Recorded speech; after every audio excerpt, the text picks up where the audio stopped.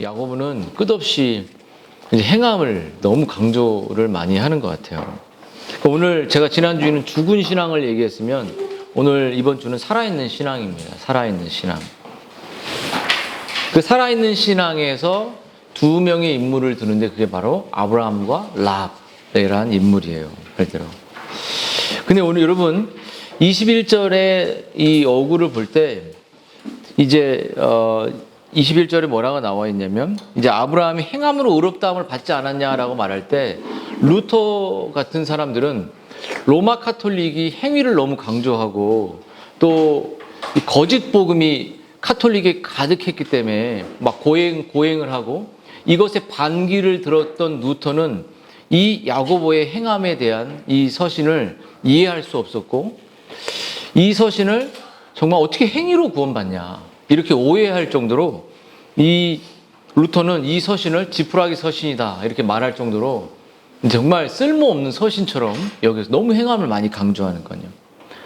근데 야고보는 이 서신을 볼 때 정말 행위로 구원받는다는 걸 말하는 것이 아니죠. 이 야고보가 이야기하는 것은 구원받은 자는 거듭난 자는 이 행함이 동반할 수밖에 없다는 이야기를 끝없이 하고 있는 거죠. 그러니까 참된 구원의 은혜를 경험한 사람들은 참된 전인격의 행위가 따른다는 거예요. 그렇죠? 그래서 이 첫 번째 그 행위가 아니라 은혜로 구원받은 그 사람이 행위가 동반된 사람의 그 인물을 아브라함으로 첫 시작을 연 것입니다. 그래서 아브라함이 오늘 야고보에서 이야기만 들으면 아브라함이 구원받은 것이 믿음으로 받은 것인가 아니면 행위로 받은 것인가 이게 되게 중요한 거예요. 그래서 여러분 바울은 로마서에서 아브라함을 믿는 모든 자의 조상이라고 말했고 바울이 갈라디아 교회에 보낸 편지에서 믿음으로 말미암은 자들은 아브라함의 자손이다 이렇게 말했어요. 그래서 이 바울의 그 믿음의 조상인 아브라함과 야고보가 말하는 행위로 의롭다움을 받는 이 야고보의 사상과 바울의 사상이 충돌하냐라는 질문을 던질 수 있는 거예요. 여러분 야고보의 이 논리나 바울의 논리나 먼저 인간의 상태를 돌아볼 필요가 있죠. 여러분 인간은 어떻죠? 전적으로 타락해 있습니다. 우리의 언어도 우리의 행동도 우리의 마음도 정말 나밖에 몰라요. 나밖에. 그래서 타락한 인간은 도덕적으로 영적으로 파산된 상태에 있기 때문에 자신의 스스로 구속을 이루거나 구원받을 수 있는 그 힘이 인간에게 없습니다. 그러므로 자신의 능력으로 행할 수 있는 그 어떤 것도 인간 스스로 구원받을 수 없어요. 그래서 이 구약의 아브라함 이야기든 신약의 이야기든 구약과 신약의 모든 사람들은 구약은 오실 그리스도로 믿고 그 하나님의 의를 믿고 구원받은 것처럼 아브라함도 구약의 대표적인 인물이잖아요. 신약은 오신 그리스도를 믿는 것처럼 신약과 구약은 모두 누구를 통해 구원받죠? 그리스도의 공로로 구원을 얻는다는 것이. 인간은 스스로의 노력으로 구원을 받을 수 없죠. 그리고 야고보가 말하는 것은 은혜로 구원을 받는다는 것을 주장하는 거죠. 여러분, 그러므로 이 야고보가 말하는 것은 야고보는 이미 구원을 받은 하나님의 은혜로 이 선물을 21절에 23절에 이야기를 했고 23절에서 하나님이 오직 그의 믿음으로 근거해서 아브라함의 의를 전가해 주신 이야기를 한 것처럼 이미 은혜로 구원받은 거예요. 하나님이. 그것을 믿고 믿음을 통해서 구원을 받았으니까요. 그래서 창세기 15장에 6장에 그 이신칭의 내용을 인용을 하는 겁니다. 이삭의 제물 사건을 이제 아브라함이 칭의를 얻은 사람이 어떤 행위가 나타날 수밖에 없는 것을 이야기를 하는 거죠. 여러분 이삭의 제물로 바치는 일을 논하면서 이 사건을 통해 아브라함이 행함으로 의롭다 하심을 얻었다고 말하는데 이는 하나님이 아브라함이 이미 의롭다고 선포한 후에 여러 해가 지난 후에 이 칭의의 뿌리가 되어서 생명이 임해서 그 행위가 나올 수밖에 없다는 이야기를 믿음으로 입증된 것이다라는 것이 야고보의 논리인 거죠. 여러분, 그래서 하나님이 오늘 아브라함을 의롭다라고 칭한다는 말이 뭐냐면, 여러분, 의롭다는 말은 하나님이 이신칭의를 말하잖아요. 이신칭의. 근데 이신칭의는 하늘 법정에서 사면에 대한 측면이 있습니다. 사면됐다는, 하늘에서. 그것은 우리가 느낄 수 없을 수에 법정적 선포니까 칭의는 느낄 수 없습니다.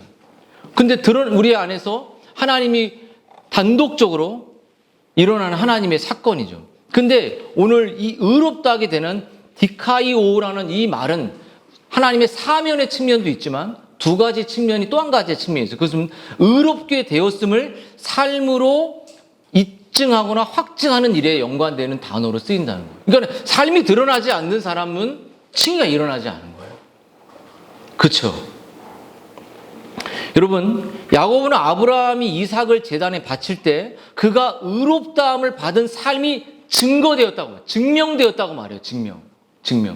여러분, 칭의가 받았다는 것이 증명되어야 돼요. 공동체 안에서, 관계 안에서, 삶 안에서. 그래서 아브라함이 이삭을 제단에 바쳤을 때 여러분, 하나님 네가 정말 나를 사랑하는 줄 내가 알았다라고 말하잖아요. 하나님이 거기까지 끌고 갔어요. 우리의 칭의가 사실이라면 우리를 이삭을 내놓는 단계까지 우리를 끌고 간다는 거예요. 여러분에게 이삭은 누굽니까? 여러분 자신인가요? 여러분의 자녀들인가요? 여러분에게 가장 소중한 거, 여러분이 가장 신뢰하는 거, 가장 의지하는 거, 그것을 하나님께 내려놓는 단계까지 끌고 가는데 칭의가 없는 사람들까지는 그렇게 끌고 가지 않아요. 감당해낼 수 없으니까. 그래서 네가 정말 나를 사랑하는 것을 알았다라는 걸 만방에 선포해버리죠, 하나님. 믿음의 조상으로, 축복의 통로로 아브라함을 여기시는 거예요.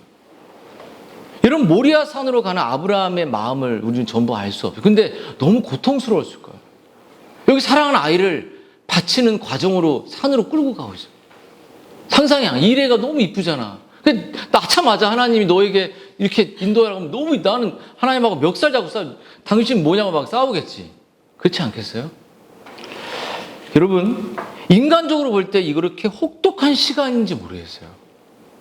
삶의 버팀목이고 삶의 위로고 내가 붙잡고 있는 게 하나님인지 내가 붙잡고 있는 게 가족인지 모르는 그 소중한 대상을 그 대상을 바치라고 말하니까 하나님의 약속이 전부였던 근데 하나님의 약속이 전부는 이삭이 아니라 하나님 자신이에요. 하나님 자신을 내가 너에게 줄 거니까 너희가 소중하게 여기는 그것까지 갖고 와. 그때 믿음의 조상이 되는 거예요. 아브라함이 할 수 있었을까요? 못해요. 하나님 아브라함을 만든 거죠. 생각해봐, 가온아. 엄마가 하나님 명령해갖고 우리 가희도 있고 제단에 바치래. 불에 태우고 막 죽어. 불가능한 일을 하는 거잖아. 엄마 미워 막 이렇게 이삭도 막 아빠 이러면 돼. 이렇게 이삭도 순종의 예수 그리스도의 모형이기 때문에 순종이 일어나요. 몰랐을까요? 장정이었는데 아버지 재물이 어디 있습니까? 해도 다 알죠. 이삭이 왜 몰랐을까요? 여러분, 아브라함의 참 믿음의 행보는 그렇게 그를 이끄는 것은 바로 하나님의 은혜였다는 사실이에요. 여러분이 이렇게 믿음으로 살아온 거, 여기까지 온 게 여러분의 믿음이었을까요? 아니죠. 여러분은 금방 하나님을 버렸잖아요. 여러분 매일 하나님 등지잖아요. 매일 여러분 하나님의 방식이 아닌 여러분의 이성의 방식을 선택하잖아. 이삭을 너의 중요한 신뢰하는 것을 내려놓으라고 말해도 내려놓지 않고 끝까지 그걸 붙들잖아요. 그게 내 삶에 이거 놓으면 나 이제 끝이야. 내가 살아가는 정체성을 잃어버리는 단계까지 가잖아요. 그렇지 않나요? 근데 여러분이 여태까지 지탱한 게 누구예요? 바로 하나님이죠. 그렇죠? 벽난로 뒤에서 기름을 붓는 막 그렇게 그 예화를 내가 정말 좋아하듯 여러분의 믿음을 보존하는 것은 바로 그 예수님의 그 기도와 예수님의 그 은혜죠. 여러분, 아브라함이 함께 나선 종들에게 이렇게 지시합니다. 너희는 나귀와 함께 여기서 기다리라. 내가 이 아이와 가서 예배하고 너희에게 돌린다. 그러니까 그 종들이 만류할 수 있잖아요. 그 모든 것을 다 차단해버리는 그 하나님을 신뢰하고 자신의 행위가 하나님 앞에 진실함을 자발적으로 증명하기 위하여 주변의 모든 신뢰들을 다 차단해 나는 이 아브라함을 보십시오. 아브라함이 모리아 산에 무슨 일이 일어나든 간에 이삭이 하나님이 이삭을 죽은 자 가운데 능히 다시 살리실 수 있다는 사실을 아브라함은 알고 있었어요. 그래서 자기의 전부인 이삭을 드리는 단계까지 가는 거죠. 여러분, 이것이 믿음의 삶입니다. 여러분, 어디까지 와 있습니까? 어디까지 와 있어요, 여러분의 믿음은? 여러분, 칭의가 일어났나요? 어디까지 와 있냐는 거예요. 계속 붙들고 있고, 그러면 그 이삭의 단계까지 갈 수 있냐는 거예요. 여러분, 아브라함은 불신자 가정에서 태어났습니다. 데라가 우상을 파는 사람이 부자였어요. 겁나 당대의 최고의 경제의 도시에 있었습니다. 우리는 솔직히 원당이라는 이 도시가 마음에 안 들어. 우리 아내 어제 얘기했는데. 시골이고 공부 안 해. 공부를 너무 안 해. 근데 뭐 저 아까 얘기 들어보니까 방배동이나 이런 서촌 이런 이미 초등학교 때부터 의대 공부를 한다고 하더라고요. 포기해야지 우리는. 그런 단계까지 와 있는, 근데 우상을 섬기는 곳에서 아브라함이 살았어요. 그 사람은 복음을 알 수 있는 믿음의 조상이 될 수 있는 건덕지가 아예 없다는 거예요. 근데 그를 우리의 믿음의 택자의 조상이 된 건 바로 하나님의 은혜라는 거죠. 그래서 아브라함은 자기의 하나님의 이 약속의 거룩한 표준을 바로 이삭에게 두지 않고 하나님께 둔 것입니다. 근데 여러분, 아브라함은 어떤 사람이었을까요? 그렇게 믿음의 조상이었지만 그는 아주 연약한 죄인에 불과했습니다. 자신의 삶의 모든 문제를 이성적으로 본능적으로 해결하는 아주 부패한 사람에 불과했어요. 고난의 현실 앞에 도피하고 회피하고 정말 그런 사람이었죠. 여러분, 사라를 누이라고 2번이나 속일 정도로 그는 정말 아주 거짓된 사람이었어요. 주님을 약속을 신뢰하지 않았어요. 왜냐하면 이삭을 주겠다고 했는데 늦게 90세가 넘어도 안 주니까 그 여종의 하가를 통해, 그 간음죄죠. 그것을 통해 이스마엘을 낳고, 그 이스마엘은 아랍 족속으로서 유대 민족을 끝없이 공격하는 범죄가 아브라함 속에 계속 나타나요. 여러분, 아브라함이 이렇게 정말 믿음의 행보를 할 수 없는 사람인 것을 바로 하나님이 그 믿음의 사람으로 성화하며 끌고 가신 거예요. 우리도 그렇게 끌고 가시죠. 그래서 아브라함이 너무 고차원적이다라고 해서 내가 따라갈 수 있냐 아니야? 아브라함 그런 사람이 아니에요. 그렇게 파렴치한 사람을, 다윗처럼 살인을 일으킨 사람을 하나님께서 좋은 것과 섞어서 자신의 합당한 사람으로 만들어 가시죠. 근데 그것을 만들어 갈 때 분명히 기억할 것은 이삭의 단계까지 끌고 가신다는 거예요. 가장 신뢰하고 의지하는 그 단계를 내려놓는 단계까지 끌고 가는 사람이 칭의가 일어나는 거예요. 이거 못 버티면 칭의가 일어나는 사람이 아니에요. 여러분, 칼뱅은 이렇게 말했습니다. 우리를 의롭게 하는 그 신앙은, 믿음의 칭의는 결코 홀로 존재하지 않고 이 땅의 관계 속에 신앙의 삶들 속에서 드러나야 참된 의로움을 경험한 자다, 이렇게 말했어요. 칼빈이 이렇게 말했어요. 칭의가 그냥 하늘의 선포가 이 땅의 공동체와 가정과 관계 속에서 나타난다는 거예요. 내가 거듭났는지를 계속 드러난다는 거죠. 여러분, 칼빈의 말처럼 우리를 의롭게 하는 신앙은 결코 혼자 존재하지 않고 이 땅의 관계 속에 그 신앙의 삶이 드러나야 참된 의로움을 경험한 자라는 거예요. 여러분, 어떻습니까?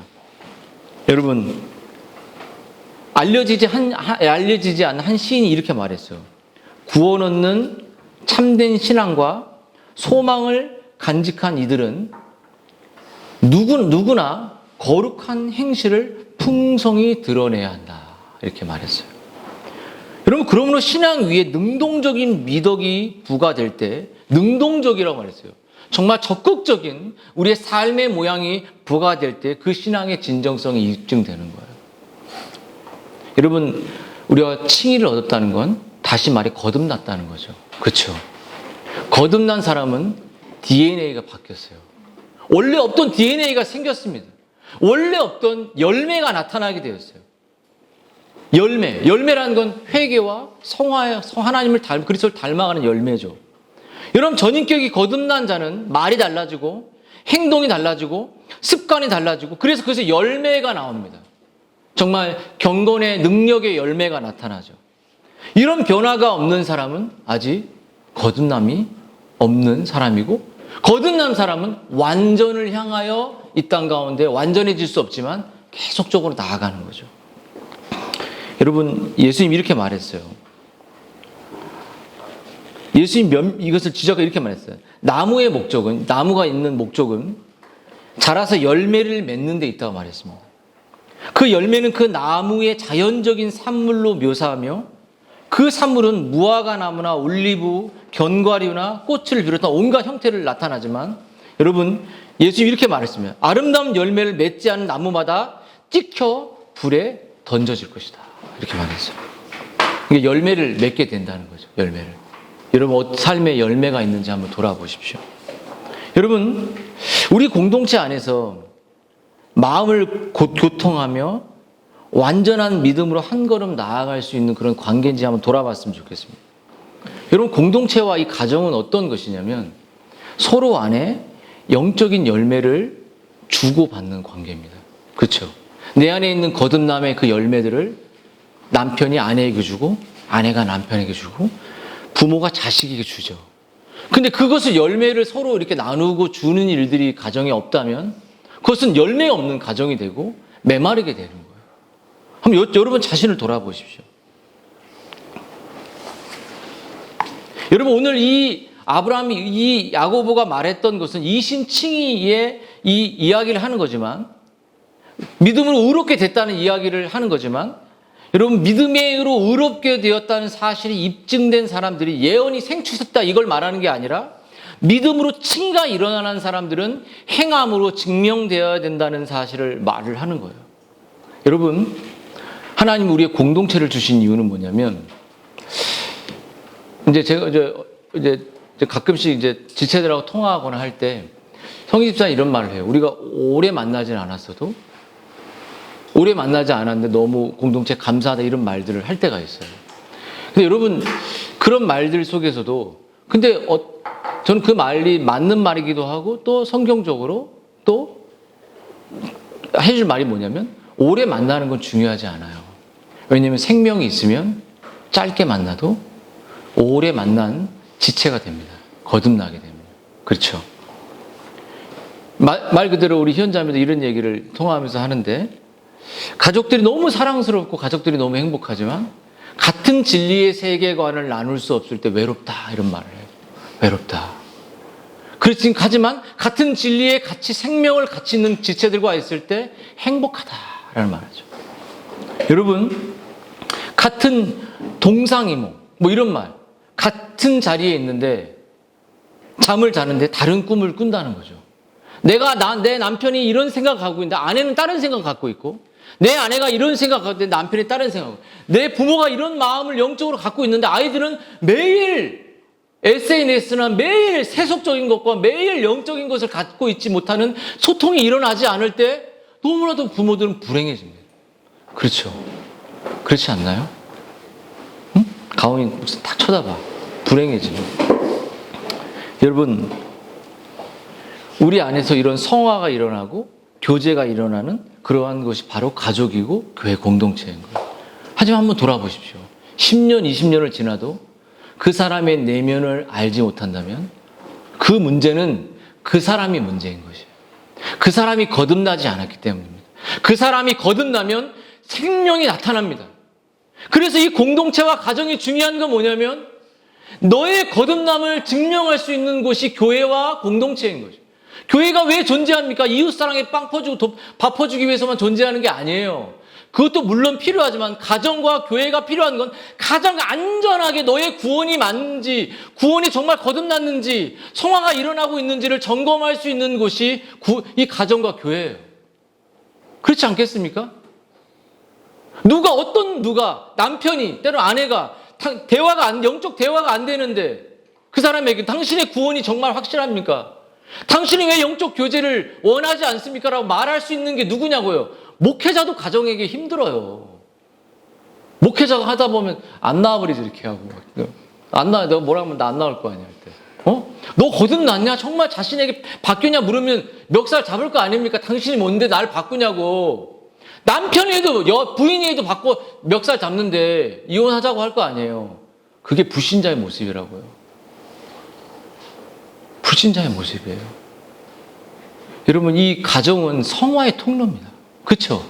내 영혼이 어디까지 있는 돌아볼 수 있는 통로예요. 통로, 유일한 통로. 시연자매가 승민 형제에게 너 똑바로 정말 하나님 없이 살아라고 말할 수 있는 유일한 최고의 대상인 거예요. 내가 엄청 세게 하면 이제 도망가 버릴지 모르겠 세게 안 하는 거예요. 여러분, 그러므로 믿음에 의한 칭의는 행함에 의한 칭의를 낳는다. 이게 중요한 말입니다. 믿음의 칭의는 행함의 칭의를 낳는데 행함으로 칭의를 증명하라는 거예요. 우리의 삶으로. 입으로만 떠들지 말고. 그러므로 여러분 수십 년, 20년, 30년 이게 중요한 게 아니에요. 영적 교제가 왜 안 되냐는 거예요. 내 문제인지 내 자신을 돌아보라는 거예요. 여러분 야고보가 그래서 이 아브라함이 이 정말 순종을 통해서 그 칭의가 증명돼서 하나님 뭐라고 하면 너는 내 벗이야. 너는 내 친구야. 아버지와 자식의 관계를 넘어서 너는 내 벗이다. 아주 친밀한 이신칭의는 친밀한 것입니다. 이신칭의는 연합이에요. 우리의 생명의 교제가 일어나요. 여기 칭의가 일어났다면 정말 마음의 생명의 교제, 내 벗이다. 여러분 한번 돌아보세요. 벗 같습니까? 벗 같아요? 어때요? 우리 보면 싸나운 눈 무서워. 뜨지 마 이렇게. 그렇게 아니고 벗처럼 느껴지냐는 거예요. 하나님이 나와 벗이면 우리도 벗이 돼야 되잖아요. 친구가 되어야 되잖아요. 관계가 되어야 되는데 전화하기도 너무 힘들어. 이런 관계는 정말 종교적 관계예요. 그래서 공동체는, 가정은 우리의 칭의를 점검하고 성화 일어나는, 그래서 벗처럼 되는 겁니다. 그러면 여러분 이 하나님이 벗이라고 말하는 건 신적인 우정의 이 토대가 바로 하나님과 우리의 관계가, 우리의 지체들의 관계가 이렇게 돼야 된다는 거예요. 칭의를 얻게 될 때. 그러면 이제 라합을 한번 볼까? 라합. 이제 아브라함을 봤잖아요.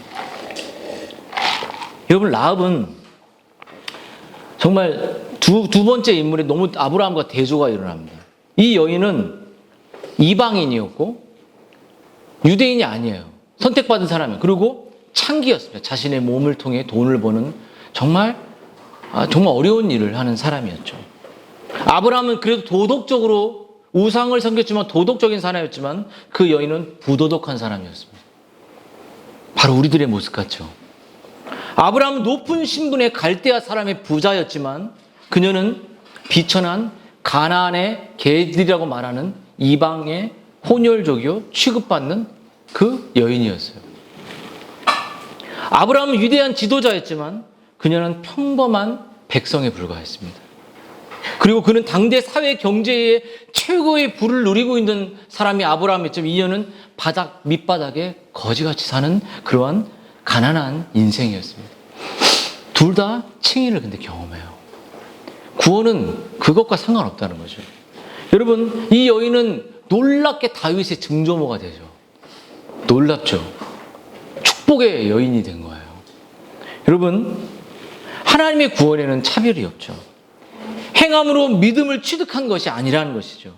그가 가진 믿음이 행함과 함께 움직이는 것이었지, 그 라합을 통해서 그가 행동으로 뭔가 구원을 얻었다는 것을 말하는 것이 아닙니다. 여러분, 기생 라합이 보여줬던 것은 뭐냐면, 기생 라합은 여리고성의 기생이었다고 말합니다. 그리고 이스라엘 하나님의 이 정탐꾼들이 하나님의 놀라운 기사를 라합은 들었고, 그 정탐꾼이 자신의 이 여리고에 왔다는 사실을 깨닫고 이제 그 정탐꾼들을 숨겨주고 피난길을 해주는 놀라운 믿음의 행보를 보였다고 하는 거예요. 여러분, 그 사실을 이 라합은 알았고 그 믿음의 행보대로 행동했죠. 그리고 성경은 히브리서에 이렇게 나와요. 11장에 라합이 하나님을 믿음으로 한 행위였고 그로 인해 라합은 순종하지 아니한 자와 함께 멸망하지 않고, 순종했다는 거죠. 하나님 불순종하지 아니한 자처럼 행동하지 않고 순종했다는 거예요. 믿음으로 기생 라합은 정탐꾼을 평안히 영접하였으므로 순종하지 아니한 자들과 멸망하지 않았다. 여러분, 하나님을 믿고 하나님의 주권을 믿고 하나님의 일하심을 믿고 하나님의 전능하심을 믿고 라합은 그들을 자기를 살려달라고 증표를, 그 증표가 바로 붉은 줄이 바로 그리스도를 말하듯 증표를 얻어서 그가 그 여리고가 점령될 때 유일하게 라합과 라합의 가족만 살아나는 거예요. 여러분이 가지고 있는 그 믿음의 행보를 통해서 여러분과 여러분의 가족이 구원을 얻는 겁니다. 근데 기준을 무너뜨리고 정탐꾼이 왔고 막 어떤 믿지 않는 문화 속에서 금방 우리의 기준을 버린다면 여러분 가족도 기회가 없는 것이에요. 여러분, 그러므로 여러분, 이 아브라함이나 라합이 우리에게 보여준 전가된 은은 여러분 우리의 삶에 실천적으로 분명히 나타나야 생명이 있다는 증거라는 겁니다. 여러분, 라합은 이스라엘의 참 하나님이 주 되심을 그저 입으로 시인하는데 그치지 않고 그분을 확고히 믿고 신뢰했어요. 무슨 말입니까? 여러분들 부모님들 가온이 가히 우리 지체들 있죠. 부모님이 말하는 그 말을 대충 여기지 않고 순종했다는 거예요. 왜 순종할까요? 그 부모님의 그 삶이 고매해서 부모님의 삶이 온전히 이게 아니에요. 하나님께서 부모에게 권위를 주신 말씀을 하나님의 말씀을 순종하듯 순종했던 그 순종이 우리의 삶에 일어나는 것이 없을 때 여러분 어떻죠? 아직 우리 아이들이 참된 구원이 있는지를 돌아볼 수밖에 없다는 거죠. 사랑하는 여러분, 오늘 뭐라고 말하냐면 참된 믿음은 살아 역사하는 믿음이라고 말합니다. 행위와 함께 일하는 믿음이라고 말해요. 제가 미국에 있을 때 장례 집도도 장례 주보 같은 것도 많이 만들었어요. 행정 목사였으니까요. 제일 힘들었던 게 이제 보험회사에 전화하는 게 제일 힘들었어요. 못 알아듣겠대. 뭐라면 물었을 때도 근데 행정 일을 거의 집사며 행정 이제 수련회 캠프 같은 거 막 예약하러 다니고 힘들었죠. 근데 여러분 그때 장례를 통해서 봤던 건 뭐냐면 영혼이 없는 몸이 죽은 것 같이 행함 없는 믿음이 죽은 거다라는 이 구절이 생각나죠. 미국 장례식을 보면 조문객들이 뷰잉이라는 걸 합니다. 뷰잉이 뭐냐면 그 가족만 그 시신을 보는 것이 아니라 조문객들도 같이 봐요. 다.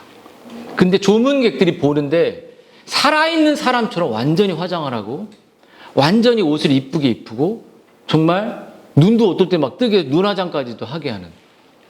그래서 색조 화장으로 시신을 완전히 단장해서 관뚜껑을 봉인하지 않고 열어서 모든 조문객들이 그것을 다 보게 하는 그것이 뷰잉입니다. 그리고 쭉 돌아보고 우리 어머니 생각하고 아버지 생각하는 거죠.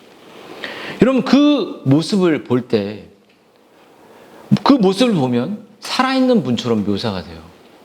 근데 그분이 어떻죠? 죽었습니까? 살아있습니까? 죽었죠. 그리고 그 내장과 그 부패는 썩어져 가고 있죠. 살아있는 것처럼 보일 뿐이죠. 사람들에게 착각을 만들어냅니다. 사람들이 눈에 볼 때는 지금 당장 일어날 것처럼 얼굴에 화장과 옷과 단장을 합니다. 근데 그 영혼이 이미 떠난 죽은 몸인 거예요. 여러분, 이 야고보가 말하는 것은 뭐냐면 그 속에 부패가 이미 시작됐다는 것이죠. 얼굴은 차갑고 얼굴은 화장을 해서 회색을 도는 것처럼 보이지만 손톱은 이미 죽어 있음을 막 파랗게 죽어 있다는 거죠. 야고보가 행함이 없는 믿음의 고백을 이렇게 말하는 거예요. 기가 막힌 묘사인 거예요. 아무리 성경적이고 그럴듯한 믿음의 고백과 종교적인 활동과 선한 행위와 우리의 이빠른 기도와 기도문을 탁월하게 쓸지라도 여러분 믿음과 나란히 역사하는 행위, 삶의 고백, 삶의 나눔, 삶의 그 내면의 삶이 우리 공동체 안에 이루어지지 않는다면 계속 뷰잉하고 있는 얼굴 막 계속 화장만 하고 있는 거예요. 죽어 있다는 거예요. 죽은 사람은 죽은 사람과만 대화가 돼요. 산 사람은 영적으로 죽은 사람과 영적 대화를 할 수가 없습니다. 그러므로 여러분이 영적 대화를 하셔야 돼요. 영적 나눔을 하셔야 된다고요. 영적 나눔이 없는 사람들은 다 죽어 있어요. 내면이. 그래서 자신이 왜 살아있다라고 착각하지 마시라는 거예요. 이 공동체 안에서 여러분이 벗어난다면 다른 공동체는 백화점이에요. 주일날 왔다가 앉아 있을 수 있어요. 우린 종교성이 있습니다. 주일날 왔다가 구역 모임 할 수 있어요. 목사님 설교 나누면 되니까. 제가 언제 제 설교 나누면 하라는 게 아니에요. 여러분의 내면을 하나님과 부탁드린 삶이 없는 내면을 말할 수 없다면, 아내와 남편하고도 없다면, 아이하고도 없다면 여러분 죽어 있는 거예요. 막 산 사람이 막 이렇게 해도 죽어 있는데 그게 어떻게 나와? 안 나오지. 그러면 어떻게 해야 돼요? 살아나도록 하나님께 기도하고 하나님께 말씀을 듣는 것 외에는 방법이 없는 거예요. 여러분, 그것은 종교 생활이랍니다. 여러분, 곱게 단정한 시신과 같은 거죠. 사람이 몸이긴 하지만 더 이상 사람이 몸이 아닌 것처럼 야고보는 그것을 useless라고 해요. 헛것이라고 말해요. 영혼, 믿음이 없는 몸과 다르지 않다. 죽은 몸이다. 죽어 있는 거다. 그냥 종교 생활만 한 것이다. 여러분, 참된 믿음은 살아 움직입니다. 행위와 언어와 사고와 내면이 밖으로 표출돼요. 참된 믿음은 눈에 보이도록 살아 역사한다는 것이에요. 한번 돌아보십시오. 여러분의 남편이 살아 역사하는 고백이 있습니까? 여러분의 아내가 살아 역사하는 고백이 있냐고요. 여러분의 아이들이 믿음의 고백을 살아서 하고 있냐? 아니면 죽어 있는 거잖아요. 근데 왜 편안하게 생각하냐고요. 왜 안일하게 생각하냐고요. 여러분, 그렇기 때문에 우리가 물어야 할 것이 이것이에요. 나의 행위는 믿음을 나타내는가? 나의 삶은 안전한가? 여러분의 자녀가 안전합니까? 지금 죽으면 천국 가나요? 믿음의 고백 1도 없이 그냥 장로교에 태어나면 천국 가요? 안 가잖아요. 그러면 당장 우리가 눈물로 온라인처럼 아내가 왜 가족을 돌아보지 않냐고 말할 때 당신의 영혼은 그래도 안전하지만 그리스도 안에서 저들의 영혼은 불안전하지 않냐고 말해야죠. 가던 길을 멈추고 지금도 돌이켜서 회개의 열매가 있는지 우리가 돌아봐야 되는 것이에요. 지금 아니면 기회가 없는 것이에요. 기회가 늘 있다고 여러분 생각하는, 그런 언제든지 구원받을 수 있다고 생각하는 모든 한국 기독교가 문제인 거죠. 여러분, 야고보의 이 말씀을 따라 여러분 근심했으면 좋겠습니다. 영적인 고린도 후서에 말하는 하나님의 뜻대로 하는 근심은 후회할 것이 없는 구원에 이르는 회개를 하는 것이라고 말했어요. 근데 세상의 근심은 사망을 이룬다고 말했어요. 맨날 세상 근심만 하잖아요. 세상 근심. 거듭나면, 정말 하나님의 은혜로 거듭나면 저 아이들은 바른 진리의 길을 갑니다. 대학 못 가면 어떻습니까? 열심히 일해서 살아갈 수 있는 삶의 목적을 하나님께 향하게 되겠죠. 여러분, 라합의 연약함, 라합은 아까 아브라함처럼 라합도 증조모였지만, 다윗의 증조모였지만 추잡한 사람이었습니다. 그녀의 직업은 천박했고, 그녀는 거짓말은 죄악된 행동이 있었고, 그녀는 두 가지 특질에 모두 존귀한 것으로 여겨지지 않았다 성경은 말해요. 그녀는 방탕한 이교도 사회에서 태어나 양육을 받은 사람이었고, 그 사회는 거짓을 비롯해 온갖 중대한 죄들을 하나의 규범으로 여겼습니다. 그리고 주님은 그 사회를 여리고를 무너뜨려 버리려고 했어요. 그 무너뜨린 한복판에 서 있던 죄를 본받고 죄를 먹고 사는 곳에 있었던 여인이었어요. 그 여인은 잘난 사람이 아니었어요. 그 여인에게 그리스도의 이 붉은 줄이 임할 필요가 없었습니다. 그런데 하나님의 은혜로 구원을 받죠. 그러면 야고보는 은혜의 구원을 말하는 것이죠. 그렇죠? 그럼 여러분, 참된 믿음, 행함 있는 믿음은 지금 돌이키는 거예요. 지금 돌이키는. 제가 여러분에게 만약에 정말 딱 각오하고 당신 왜 여러분 그렇게 하지 않습니까? 라고 말하면 버틸 수 있어요? 못 버틸 사람이 있는 거예요. 버틸 수 있냐고요. 근데 이 진리를 듣고 지금 돌아서야 하는 거예요. 여러분의 내면을 찌를 때 거짓된 자기 신뢰를 버리라는 거예요. 내면을 찌를 때 제발 돌이키라는 거예요. 행함이 없는, 삶이 없는 여러분의 거짓된 유익, 지옥으로 가고 있는데도 남편도 아내도 막 서로 두려우니까 아무것도 못하는 거예요. 분노하고 화내고 공격하고 막 하니까 포기하죠. 우리는 다 행함이 없는, 삶의 열매가 없는.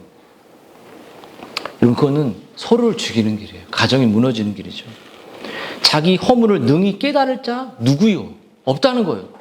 나를 숨은 허물에서 벗어나게 해달라 그랬어요. 여러분의 거짓된 허물에서 벗어나게 할 수 있는 것은 하나님의 말씀의 거울 앞에서 남편이 비추고 아내가 비추고 부모가 아이들에게 그 율법의 거울을 비추고 너 멸망으로 간다. 너 열매 없다. 행위 없다. 이 비치지 않으면 우리가 어떻게 해야 돼요? 저희 가족이 다 안 믿어요. 뭐 우리 아버지도 그렇지만 우리 아내 쪽 다 가면은 너무 가는 게 힘들어. 처음에는 그냥 막 이빠른 얘기하고 뭐 전라도 뭐 이재명 얘기하고 막 하지만 너무 듣기 싫어. 이제 다 막 정치 얘기만 하고 생명이 없고. 그래서 가족을 싫어하는 게 아니라 너무 숨이 막혀요. 가서 대화할 게 없는. 복음을 전하고 싶은데 용기도 좀 부족하고. 제가 옛날에 전도하러 다닐 때 하나님 이 벨 누를 때 사람이 없게 해주세요. 이런 기도가 막 나오고 그랬어 나는. 물티슈 돌리는데 내가 전도 시작했다가 구석에 핸드폰 보고 앉아있었어. 그런 내가 이렇게 목회하고 있는 거예요. 목회를 여러분들과 해나가고 있는 연약한 인생이라는 거죠. 여러분 똑같지 않습니까? 똑같잖아요. 그리고 권사님도 막 전도하고 있는데 시간 다 되니까 밥 먹으러 가서 밥을 먹고 수고하셨어요. 정말 설교도 하고 싶고 맹탕인 내 삶. 여러분의 삶 아닌가요? 저의 삶이었고 도대체 뭘 한다고 행함도 없으면서 이런 우리의 삶. 여러분 이 자기의 허물을 보지 못하는 마음 바로 자기중심적입니다. 자기보호적입니다. 자기감정적이죠. 이것이 유사 믿음. 여러분 이 믿음에서 여러분이 벗어나기를 주님의 이름으로 축원드립니다. 이 믿음에서 돌아서서 주님께 참된 믿음으로 우리 자녀들이 돌아갔으면 좋겠어요. 아빠의 눈을 보고도 부끄럽지 않는, 엄마의 눈을 보고 나서도 자신의 이 도덕적 삶이 부끄럽지 않는 그러한 아이들이 됐으면 좋겠습니다. 여러분 아브라함이나 라합은 여러분 그 믿음이 드러났습니다. 행함으로 드러났죠. 근데 여러분 드러나게 돼 있어요. 어떻게? 쓸모없는 useless인지 아니면 진짜 true believer인지 드러나게 될 거예요. 여러분 그래서 바울이 이 말을 하고 마치겠습니다. 이런 바울이 에드워드가 자신의 신앙 감정론의 모든 구절이 이 구절이에요. 이 구절로 자신의 감정론의 핵심 구절로 썼어요. 너희가 믿음 안에 있는가? 너희의 자신을 시험하고 너희의 자신을 확증하라. 고린도후서 13장 5절 말씀. 너희가 믿음 안에 있는가? 칭의를 얻었는가? 너 자신을 한번 시험해봐라. 네가 삶이 있고 관계가 있고 내면이 있고 정말 삶의 향기가 흘러나오고 시험하라. 제가 실은 이제 우리 승민이하고 희연 자매를 결혼의 관계 속에 정말 많이 그때 어땠냐면 그냥 죽을 것 같았어요. 솔직히 권사님은 별로 영향을 안 미쳤어요. 저는 죽을 것 같았어요. 어땠냐면 저 친구가 잠깐 만났는데 너무 경건한 거예요. 그만하지 마. 너무 경건해서 경건이 흘러왔는데 나한테 내가 경건하지 않다는 걸 느꼈어요. 그래서 쟤를 만나면 쟤는 행복하겠다. 진짜 행복하겠다. 근데 얘는 계속 경건하지 않은 걸 봐. 계속 나는 경건한 걸 계속 얘기해주고 그게 눈에 보이지 않는 거니까. 나중에 이제 하나님이 이제 딱 눈가리에 눈을 뒤집어서 경건한 걸 보게 해서 보석을 보게 했지만 살면서 경건하지 않은 게 또 보이잖아. 외모가 보이고.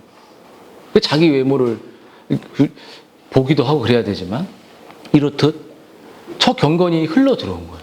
저한테 짧게 만났지만 물론 교리적으로 뭐 지식이 뭐 저보다 막 딸리겠죠.